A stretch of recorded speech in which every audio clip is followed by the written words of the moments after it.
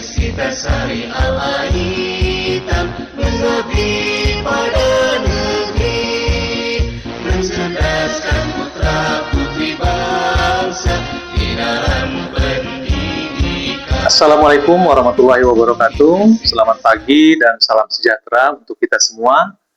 Perkenalkan, nama saya Andri Asmari, SEMM, dosen tetap dari Prodi Manajemen Fakultas Ekonomi dan Bisnis Universitas Salih Al-Aitam dengan nomor NIDN 0408087911 dan NUPTK 114075765813013. Di Prodi Manajemen, saya mengajar beberapa mata kuliah, di antaranya pengantar bisnis di semester 1, kemudian pengantar ekonomi mikro di semester 1, lalu pengantar ekonomi makro di semester 2, kemudian saya juga mengajar ekonomi manajerial di semester 3, dan perpajakan di semester 4, lalu saya juga mengajar metodologi penelitian di semester 5, pengambilan keputusan di semester 6, dan juga saya membimbing skripsi di semester 8. Hari ini saya akan mengajar mahasiswa di semester 2 pada mata kuliah pengantar ekonomi makro dengan bobot 2 SKS.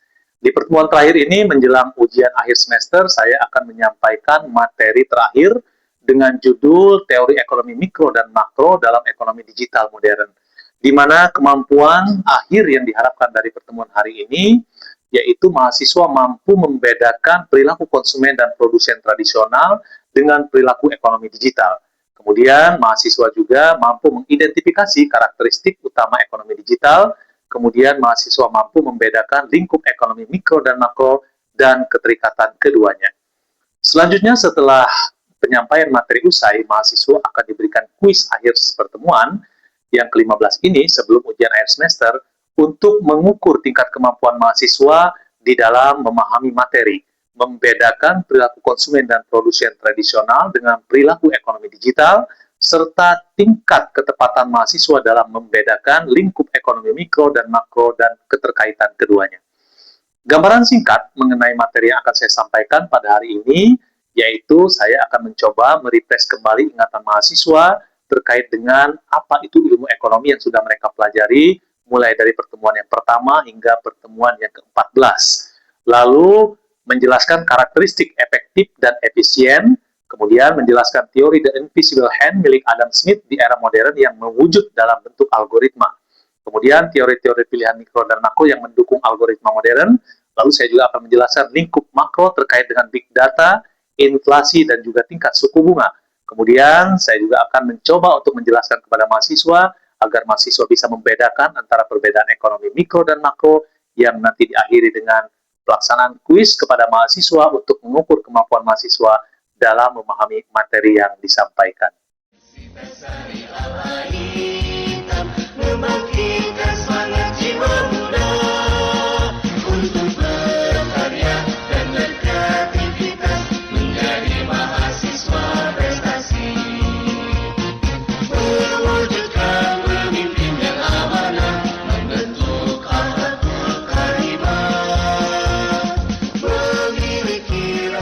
Assalamualaikum warahmatullahi wabarakatuh.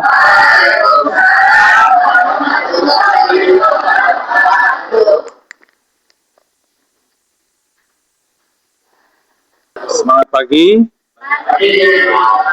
Kita bertemu lagi ya di mata kuliah ekonomi makro, tapi hari ini kita adalah pertemuan yang terakhir karena sebentar lagi kita akan melaksanakan ujian akhir semester ya. Nah, untuk melaksanakan ujian akhir semester ini, Bapak akan memberikan mata kuliah tambahan terkait dengan rangkuman dari pertemuan kita yang pertama sampai ke-6, di mana pertemuan yang pertama sampai ke-6 itu kita sudah memberikan materi secara langsung oleh Bapak. Kemudian dilanjutkan dengan diskusi kelompok, kita beberapa kali pertemuan, dan kali ini di semester 2 ini, Bapak akan memberikan materi terkait dengan apa itu teori ekonomi mikro dan makro dalam ekonomi digital modern. Tapi seperti biasa, sebelum kita mulai perkuliahan kita pada hari ini, silakan untuk dipimpin doanya terlebih dahulu. Mangga, silakan. Baik, sebelum belajar, mari kita berdoa. Berdoa di dalam hati dimulai.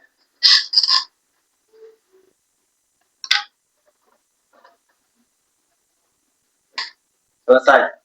Oke, ya baik. Terima kasih. Hari ini Bapak akan menyampaikan tentang teori ekonomi mikro dan makro dalam ekonomi digital modern, ya. Di mana harapannya pada mata kuliah ini kalian mampu membedakan perilaku konsumen dan produsen tradisional dengan perilaku konsumen dan produsen modern, ya, di era sekarang. Kemudian diharapkan juga mahasiswa mampu mengidentifikasi karakteristik utama ekonomi digital, ya. Lalu yang terakhir, Bapak berharap kalian memahami dan bisa membedakan lingkup ekonomi mikro dan makro dan keterkaitan keduanya. Kalian sudah belajar mikro kan? Sekarang belajar makro, ya. Nanti setelah makro, nanti kalian akan belajar ekonomi manajerial. Tapi sebelum kalian belajar ekonomi manajerial, harus tuntaskan dulu mata kuliah ekonomi makro. Baik, karena ini adalah pertemuan terakhir, Bapak akan refresh kembali ingatan kalian terkait dengan ilmu ekonomi, ya. Oke, silakan yang boleh berpendapat. Ada yang tahu mengapa harus ada ilmu ekonomi? Kenapa kita harus ada ilmu ekonomi? Silakan. Ayo. Kira-kira. Kenapa ilmu ekonomi itu ada? Seni untuk menyelesaikan masalah. Seni untuk menyelesaikan masalah.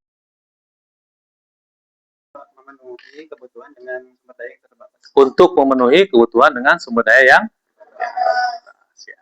Coba kita lihat, ya. Kenapa sih ilmu ekonomi itu ada? Kalau kalian lihat gambar ini, kira-kira apa yang terbayang dalam diri kalian? Tukang cukur. Oke, tukang cukur ini, kenapa tukang cukur itu? Ngantri. Tukang cukurnya satu, yang mau dicukur banyak. Kira-kira orang yang menunggu ngantri ini yang ada dalam pikiran mereka apa? Lama, ya, bosan. Kalau kalian menjadi pengusaha tukang cukur, apa yang harus kalian lakukan untuk menambah? Oke. Kemudian apa lagi kira-kira? Memperbanyak fasilitas. Karena kan kalau banyak karyawan, otomatis pengap, ya. Kira-kira dipasang apa? AC. Kemudian apa lagi? Wifi. Oke. Nah, setelah masalah tersebut kalian atasi, kita bisa seperti ini. Nah, ya kan sudah keren kan sekarang kan? Nah, kira-kira apakah masalah ini selesai? Apa masalah baru yang muncul? Orang kalau sudah menggunakan seragam seperti ini, kemudian mereka punya keterampilan khusus, mereka pasti tidak akan mau dibayar dengan murah. Sehingga kita harus menyiapkan gaji yang lebih besar. Kemudian apa lagi kira-kira? Biaya listrik pasti bertambah. Lalu apa lagi? Sewa. Kan tidak mungkin kita nyewa di tempat bawah pohon rindang gitu kan, tempat kecil. Ketika tempat cukurnya menjadi besar, kita harus nyewa lahan yang lebih luas, begitu kan? Nah, berarti setiap permasalahan yang kita hadapi itu selesai saat itu, kemudian akan muncul masalah baru. Karena pada prinsipnya bahwa kita hidup berhadapan dengan masa. Tapi apa yang harus kita lakukan? Mencari solusi. Nah, sehingga kalau kita berharap masalah yang pertama tadi selesai, oke, selesai. Seperti ini jadinya. Tapi apakah ini selesai? Tidak. Ternyata ada masalah baru. Nah, itulah kenapa di dalam ilmu ekonomi itu kita harus bisa melakukan sebuah tindakan solusi, ya, yang efektif, efisien dari kelangkaan-kelangkaan yang tadi sudah disampaikan oleh Hafiz, ya, dan masalah-masalah yang kita hadapi. Nah, inilah ilmu ekonomi. Jadi ilmu ekonomi itu hadir adalah untuk menyelesaikan 4 poin ini, ya, dengan cara mendapatkan solusi. Oke, paham ya? Oke, kita lanjut ya. Oke, nah sekarang banyak yang bingung, terkadang tertukar antara efektif dan efisien. Kira-kira efektif itu apa? Sering dengar kata efektif kan? Sering dengar kata efisien kan? Nah, ekonomi itu selalu identik dengan efektif dan efisien. Apa itu efektif dan apa itu efisien? Efektif itu terarah. Kalau efisien?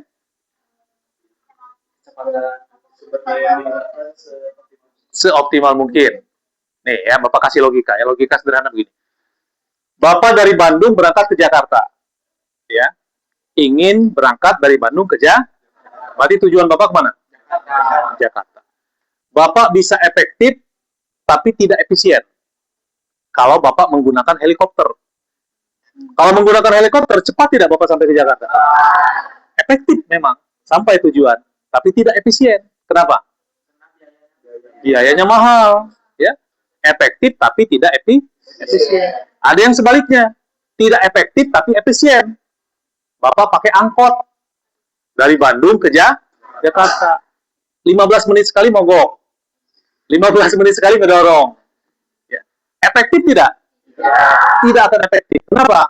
2 hari kemudian Bapak baru sampai ke Jakarta. Ya. Tapi efisien. Kenapa efisien? Hemat, ya, biayanya murah. Nah, lalu apa sih efektif dan efisien itu? Yang bagus adalah ketika tujuan kita sampai, tapi biaya juga tidak terlalu mahal dan tidak terlalu murah. Kemudian Bapak memilih untuk naik kereta api, ya, kereta api misalnya yang bisnis atau menggunakan WUS misalnya, ya, yang dengan harga yang lebih murah, cepat sampai, hargamu murah. Nah, itu efektif dan efisien. Bisa dibayangkan? Logikanya begitu, ya. Kalau diteorikan, efektif itu kurang lebih adalah hasil. Sedangkan efisien itu proses. Kalau yang namanya hasil, tujuan akhir. Kalau proses, bisa menggunakan apa saja. Bisa tidak Bapak dari sini ke Jakarta jalan kaki? Bisa. Bisa tidak Bapak dari sini ke Jakarta merangkak? Bisa. Bisa tidak Bapak dari sini ke Jakarta tidur? Nah, jadi juga kan ada beberapa solusi, ya. Tetapi kita harus mencari yang mana yang efektif dan efisien. Paham, ya? Nah, sederhananya seperti itu. Jadi jangan tertukar lagi ketika kita ditanya efektif dan efisien, kita bisa menjawab. Ya, contoh yang lain, kalau kata kuncinya begini. Kalau efektif itu, apakah kita melakukan hal itu benar? Kalau efisien, apakah kita melakukannya dengan cara yang benar? Ah, gitu ya sederhananya. Cara kan banyak kan? Bisa kereta api, bisa helikopter, ya, bisa jalan kaki. Tapi kalau apakah kita melakukan hal yang benar, adalah kita langsung ke Jakarta, tujuan langsung. Tidak ada tujuan yang lain. Kalau ke Bali ya salah berarti. Berarti tidak benar. Gitu, ya. Oke, nah ini ya. Jadi Bapak Repres terkait dengan perkembangan ilmu ekonomi itu jangan sampai mahasiswa lupa lagi, ya.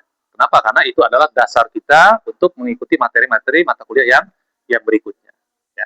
Oke, next ya Bapak lanjutkan. Nah, sekarang kita kemarin sudah belajar ilmu ekonomi mikro, ya. Kemudian hari ini kita belajar ekonomi makro di semester 2, ya. Sebelumnya kalian pasti sudah belajar yang namanya pengantar ekonomi. Sudah kan ya? Di semester 1 kan? Nah, ternyata ekonomi itu, ya, ilmu ekonomi itu pada prinsipnya dibagi menjadi 3. Ada ilmu ekonomi deskriptif, teori ekonomi, dan ekonomi terapan. Nah, ekonomi mikro dan makro itu masuk ke dalam teori ekonomi. Nah, jadi kita masuk di teori. Hanya sebatas teori, nanti diterapkannya di ekonomi terapan. Kalau deskriptif, dia hanya menggambarkan. Jawa Barat dengan penduduk paling banyak dibanding provinsi yang lain. Dia hanya menggambarkan. Tapi bagaimana menerapkan, itu langsung di lapangan. Contohnya, ekonomi kita adalah menganut ekonomi Pancasila. Itu ekonomi terapan. Deskriptif dia hanya menggambarkan. Teorinya ada di ekonomi mikro dan makro. Nah, begitu ya. Nah, jadi orang-orang ekonomi, mahasiswa-mahasiswa ekonomi itu jangan hanya mengandalkan satu ahli saja. Ternyata banyak ahli-ahli ekonomi itu, mulai dari Adam Smith. Ya, Adam Smith ini siapa? Bapak ekonomi klasik yang dulu, ya. Zaman dulu Adam Smith, ya. Kemudian ada Alfred Marshall, ada Robin, ya. Bahkan di Indonesia juga ada Bapak ekonomi, ya. Muhammad Hatta, itu kan Bapak ekonomi koperasi, ya. Nah, kemudian ada siapa lagi tuh? Wijoyo, Sapi'i, Adi Warman. Nah, Sapi'i dan Adi Warman ini adalah pakar ekonomi syariah. Sedangkan yang ini, Pandu Sahri dan Otto ini adalah pakar ekonomi digital. Sekarang kita sudah masuk ke ekonomi digital. Nanti akan Bapak sampaikan apa itu ekonomi digital. Ya.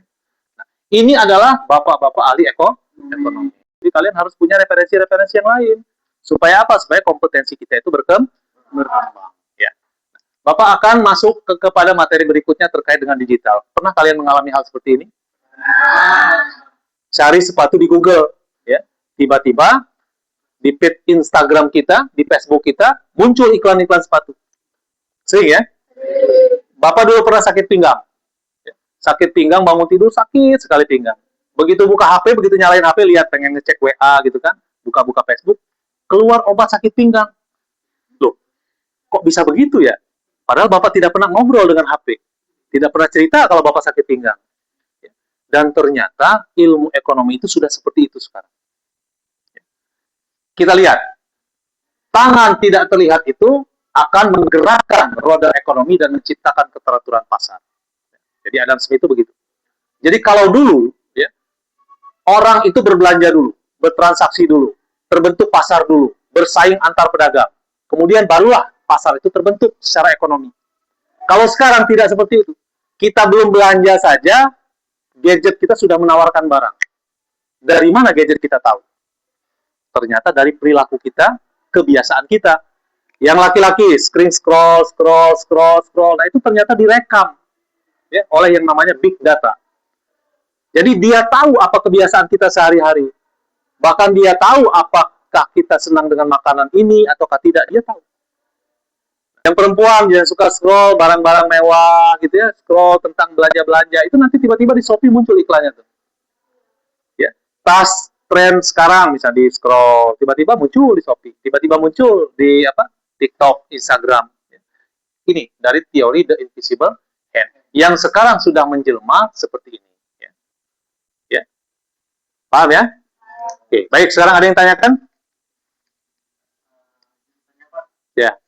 Tadi di dalam teori utilitas ada yang namanya istilah the low diminishing return, yang menjelaskan bahwa menambahkan lebih banyak input ke dalam sistem yang terbatas tidak selalu meningkatkan output secara proporsional. Dalam jangka panjang, justru bisa menurunkan efisiensi jika tidak diimbangi dengan faktor pendukung lainnya. Jadi saya kurang paham tentang maksudnya Pak. Saya jelaskan. Oke ya. Bagus ya pertanyaannya. Tepuk tangan dong. Ya, pertanyaannya luar biasa ya. Pertanyaannya luar biasa sekali. Jadi memang betul ya, tadi Bapak sampaikan di awal sedikit lah, bahwa ada yang namanya dengan teori utilitas. Teori utilitas itu satuannya apa? Util. Util itu artinya satuan dari utilitas, kepuasan. Kalian kalau makan durian, belum pernah makan durian ya, kangen dengan makan durian. Kemudian Bapak berikan satu buah durian. Kira-kira habis tidak durian itu? Habis, bahkan kurang. Kemudian Bapak tambah lagi satu durian. Habis tidak? Habis dua durian. Bapak kasih lagi satu durian. Mulai mikir.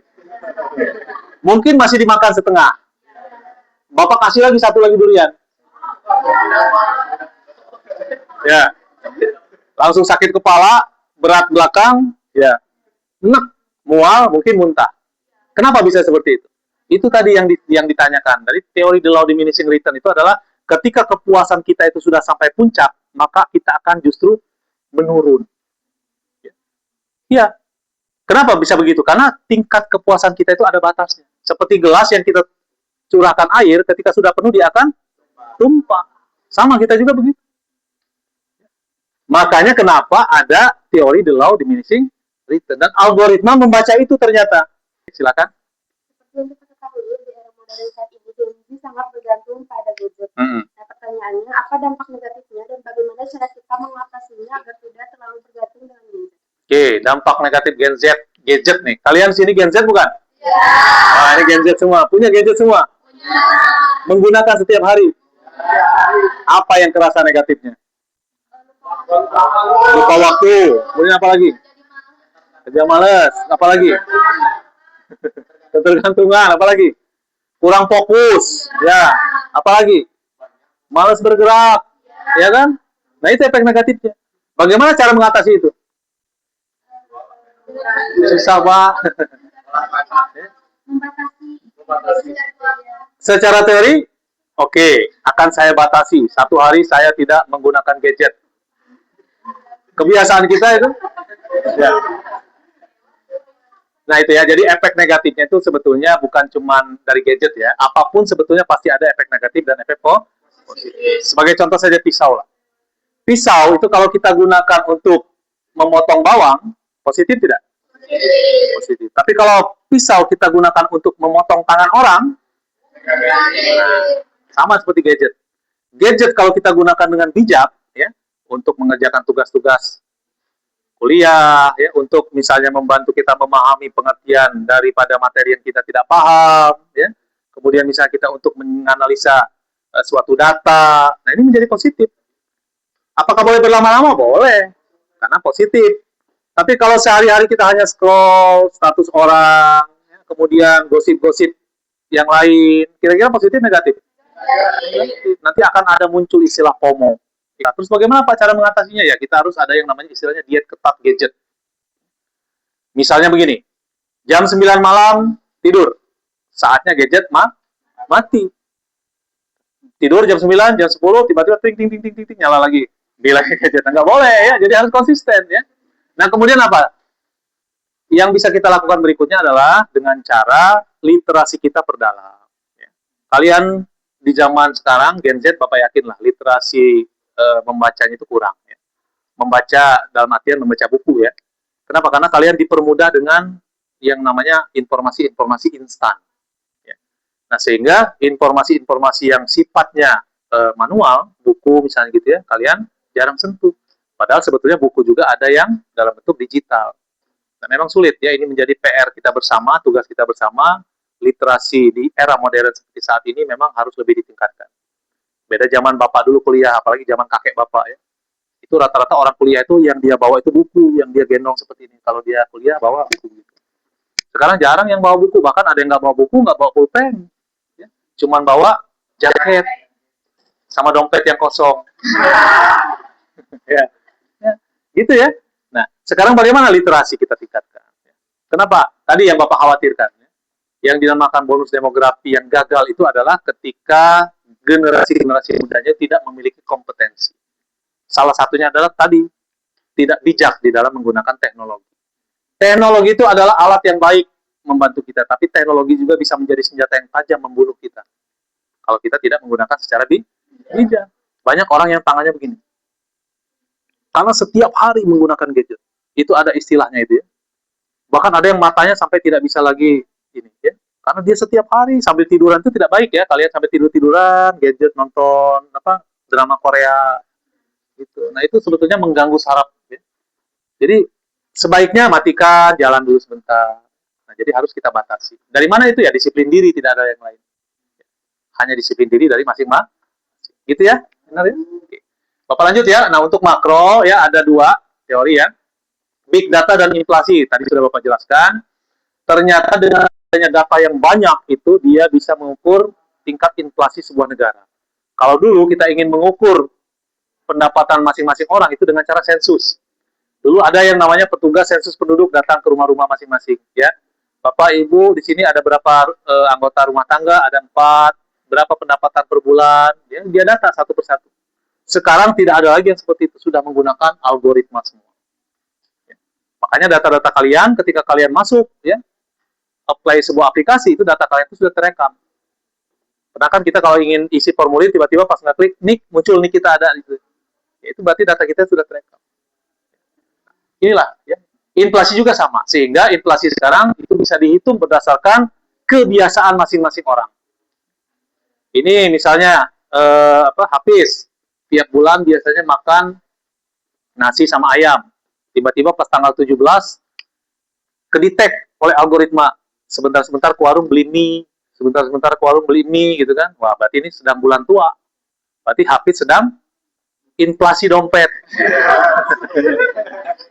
Tidak perlu ditanya, Hafiz, apakah kamu sedang nggak punya uang? Udah pasti dia nggak punya uang. Kenapa? Karena kebiasaan dia tiba-tiba berubah. Nah, data itu sekarang sudah bisa merekam seperti itu. Ya. Nah, itu ya.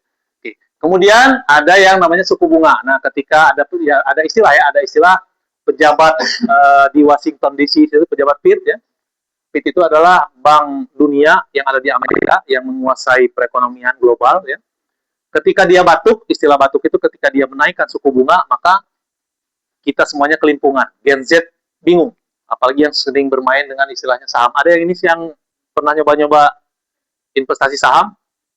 Belum. Ya. Reksadana? Belum. Nah, coba nanti kalian browsing-browsing ya, investasi-investasi seperti itu. Nah, itu sangat terpengaruh dengan yang namanya suku bunga. Suku bunga kenapa sangat terpengaruh? Karena semuanya menggunakan dolar. Kecuali kalau kalian beli misalnya bala-bala, nggak pakai dolar, tidak akan terpengaruh inflasi. Tapi kalau kalian menggunakan gadget, ya kemudian kalian menggunakan aksesoris yang suka modif-modif motor misalnya kan ya, itu membeli barang-barang dari luar, itu pasti terpengaruh. Ketika dolar naik, pasti harganya akan menjadi lebih mahal. Nah, itulah ya. Oke, kemudian intisari. Nah, ini terakhir, Bapak akan sampaikan bahwasannya intisari mikro itu adalah kita mempelajari skup ekonomi di tingkat individu. Ya, kemarin sudah ya, tahun semester 1 ya. Semester 1 tingkat individu, kemudian kita membuat keputusan tentang permintaan, penawaran, harga di pasar hanya sebatas lingkup kecil. Ya. Ibaratnya kalau kita melihat sesuatu itu dengan menggunakan mikroskop. Tapi kalau makro kita melihat sesuatu dengan menggunakan helikopter di atas secara global. Karena kalau makro itu bicaranya inflasi, suku bunga, pengangguran, kebijakan pemerintah, kerjasama antar negara. Nah itu cukup makro. Oke ya. Oke, sampai di sini ada yang ditanyakan. Nah ini terakhir ya Bapak, sorry. Kesimpulannya adalah bahwasanya mikro itu membentuk makro, ya, dan makro itu mempengaruhi ini. Pedagang-pedagang kaki lima berkumpul menjadi satu, menjadi pedagang yang besar, dia menjadi makro. Ketika makro ada kebijakan pemerintah, dan kebijakan pemerintah berubah akan mempengaruhi ini. Ya. Terakhir, penutup dari Bapak, bahwasanya matematika dan statistika itu bukan dibuat untuk menyiksa dengan angka. Akan tetapi, ekonomi adalah ceritanya dan matematika statistika adalah alat untuk menulis cerita agar logis, terukur, dan bisa mengubah dunia. Ya, itu mungkin ya yang bisa Bapak sampaikan. Terima kasih banyak. Assalamualaikum warahmatullahi wabarakatuh. Sekarang silakan keluarkan kertas lembar, kita akan kuis. Ya. Oke. Bapak akan mengukur tingkat kemampuan kalian. Ya. Yang pertama, langsung dijawab saja. Ya. Jelaskan perbedaan mendasar antara ilmu ekonomi mikro dan ilmu ekonomi makro. Ya. Ya. Jelaskan perbedaan mendasar antara ekonomi mikro dan ekonomi makro. Apa bedanya ya? Antara ekonomi mikro dan ekonomi makro. Kemudian yang kedua, apa hubungan antara ekonomi mikro dan makro? Ada keterkaitan apa?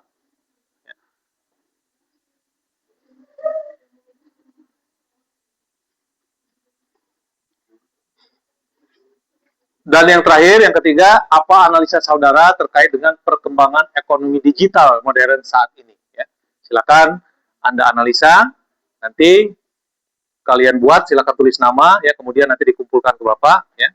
Kemudian Bapak harapkan setelah selesai kuis ini, kalian persiapkan diri untuk siap-siap melaksanakan ujian akhir semester minggu depan. Ya. Minggu depan Bapak akan berikan insya Allah sekitar 3 atau 4 soal lah, ya. Silakan saja, semuanya isinya analisa. Ya. Oke, itu saja ya yang bisa Bapak sampaikan. Sampai ketemu lagi di ujian akhir semester. Semoga kalian sukses semua dan mendapatkan nilai yang besar. Ya, terima kasih. Billahi taufiq wal hidayah. Assalamualaikum warahmatullahi wabarakatuh. Itulah tadi proses perkuliahan yang selama ini saya lakukan kepada mahasiswa, di mana saya biasanya melaksanakan perkuliahan itu dari 16 pertemuan, dipotong UTS dan UAS, sehingga tinggal 14 pertemuan.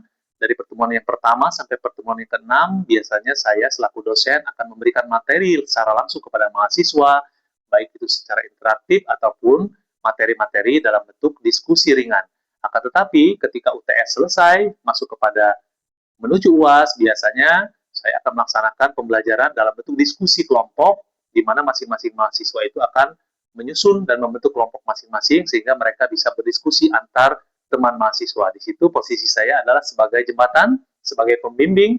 Ketika nanti mahasiswa berdiskusi, saya akan memberikan paparan-paparan, kemudian juga saya akan memberikan materi-materi tambahan terkait dengan diskusi yang mereka sampaikan, sehingga ketercapaian materi kuliah yang disampaikan itu akan mendukung CPL Prodi.